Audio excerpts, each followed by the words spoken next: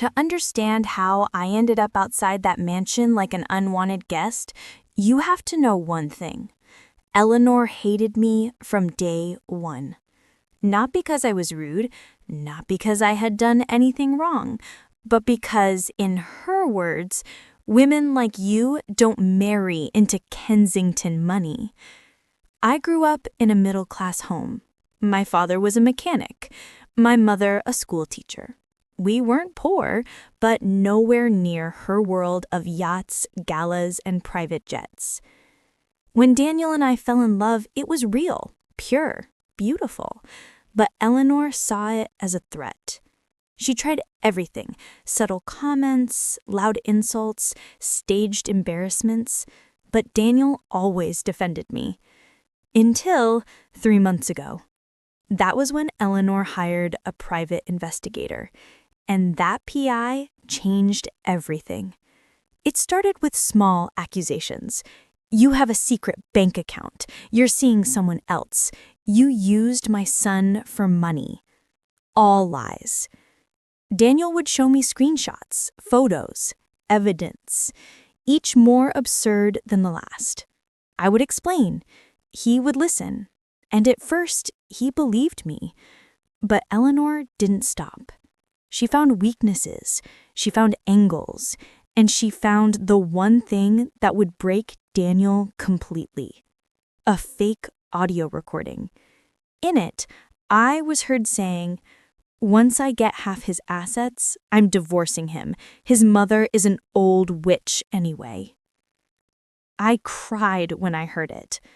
"It's not me, Daniel. You know my voice." He hesitated. He wanted to believe me. But Eleanor whispered poison. Deepfake technology, altered voices, manipulated recordings. No, stop making excuses for her. And slowly, painfully, Daniel drifted away. He became cold, silent, suspicious. Every text I sent was interrogated, every phone call questioned, every minute accounted for. Our home became a battlefield, and I had no idea how to fix it. Until the day Eleanor invited us to her mansion for family dinner. The dinner started tense. Eleanor acted overly polite. Daniel stayed quiet. I tried to smile. Suddenly, Eleanor said, "I want to show you something." She snapped her fingers.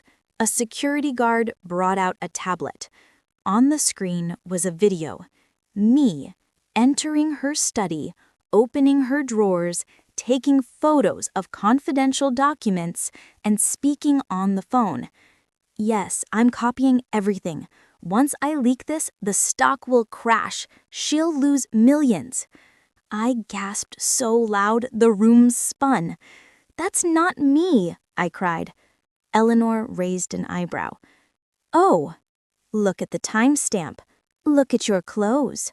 Look at your voice."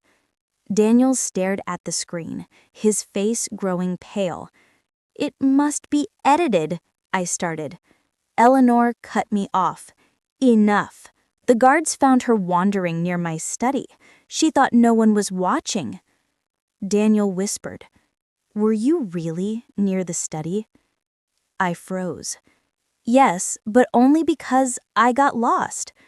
Eleanor laughed. "Lost in a house you visited dozens of times?" My breath stuck. Daniel's eyes went dark. "You lied to me," he whispered. "No, Daniel, please listen." He stood up. "I can't do this anymore. You need to leave." And just like that, everything broke. Eleanor called her private security, and within minutes I was pushed out of the mansion like trash. But here's the thing no one knew yet. Somebody else saw everything. Somebody with power. Somebody Eleanor never expected. I sat outside the gate, crying into my hands, when a black car slowly approached. The tinted window rolled down. A deep voice asked, "Are you okay?" I looked up. It was Mr. Ray, Eleanor's personal auditor, the man who handled all her company's security, cyber systems, and financial operations. He was respected, trusted, feared. "I saw what happened," he said. "Get in." I hesitated. "Please," he added softly. "I know the truth." My heart hammered as I stepped inside. He handed me a folder. Inside were screenshots, server logs, and timestamp records. "Your mother-in-law hired 2 digital experts to create fake videos and audio files. She wanted to destroy your marriage because she feared you'd influence Daniel into taking control of her company." I gasped. She did all that?" "Yes," he said firmly, "and she forgot something important. All digital alterations leave fingerprints. I found them." "Why are you helping me?" I whispered. He smiled faintly. "Because I've worked for your husband's family for 20 years. I know loyalty. And I know cruelty. What she did was unforgivable. What do we do now?" "We expose her." The next morning was chaos. Mr. Ray walked into the Kensington mansion unannounced. Daniel and Eleanor were at the dining table. "Good morning," he said calmly. "We have a situation." He placed the folder on the table. Eleanor stood up instantly. "What is the meaning of this?" Daniel frowned. "What's going on?" Mr. Ray turned to Daniel. "Your wife was framed. Every piece of evidence used against her was fabricated." He displayed the altered files, original timestamps, fake metadata, everything. Daniel's face drained of all color. Eleanor shouted, "Stop this! You work for me!" "Not anymore, and certainly not for liars." Daniel grasped the table. "Mom, tell me this isn't true." Eleanor's lips pressed tight. Daniel repeated, voice breaking, "Mom, did you frame my wife?" Silence. Heavy, painful, final. Eleanor's eyes flicked away. That was enough. Daniel collapsed into the chair, hands shaking. "Oh God, what have I done?" He ran out of the house, and moments later, there he was, falling to his knees in front of me. "I'm sorry," he whispered, voice cracking. "I'm so sorry." I cried into his shoulder, but this wasn't over. Daniel took immediate action. Within 48 hours, Eleanor's cyber experts were arrested, fake files were traced, a formal report exposed the entire conspiracy. Daniel cut her access to the company temporarily. The board launched an investigation. For the first time ever, Eleanor faced consequences. When she tried to approach me, Daniel stopped her. "No," he said firmly, "you tried to destroy my marriage. You don't get to speak to her." She froze. And for the first time, the powerful Eleanor Kensington looked small, weak, defeated.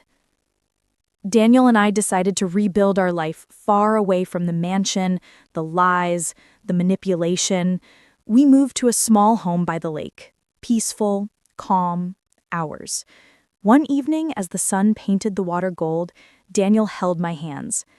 "I lost myself," he whispered, "but you never stopped fighting for the truth. I promise I'll never let anyone come between us again." Tears filled my eyes. Not from pain this time, but relief. Love. Healing. A new beginning. Eleanor eventually sent a written apology months later. Not perfect, not warm, but enough to close the final chapter. Daniel and I didn't need her approval anymore. We had each other, and the truth, which no amount of lies could ever bury again. I heard, before the security guards marched toward me like I was a criminal. My heart jumped into my throat. My suitcase was still half open on the floor, and my shoes weren't even on. I had been married to Daniel for 2 years, yet there I was, standing in the living room of his mother's mansion with 2 private security guards ready to drag me out like a stranger. My mother-in-law, Eleanor Kensington, CEO, billionaire, social royalty, stood tall behind them. Her icy blue eyes pierced right through me. "Mrs. Kensington," I whispered, shaking, "there's been a misunderstanding." "There is no misunderstanding," she snapped. "You are not welcome here anymore, and my son has finally realized the truth about you." I blinked rapidly. What truth? How? Why? I searched for Daniel, my husband, my partner, but he stood near the staircase, arms folded, refusing to meet my eyes.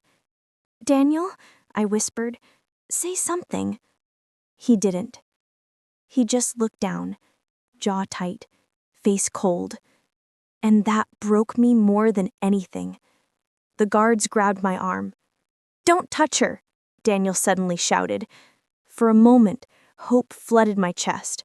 But then he added, "She can walk out on her own. Just make sure she leaves the property." My hope shattered again. As I stepped outside, the massive iron gates closed behind me with a heavy clang, a sound that felt like my life being sealed away forever.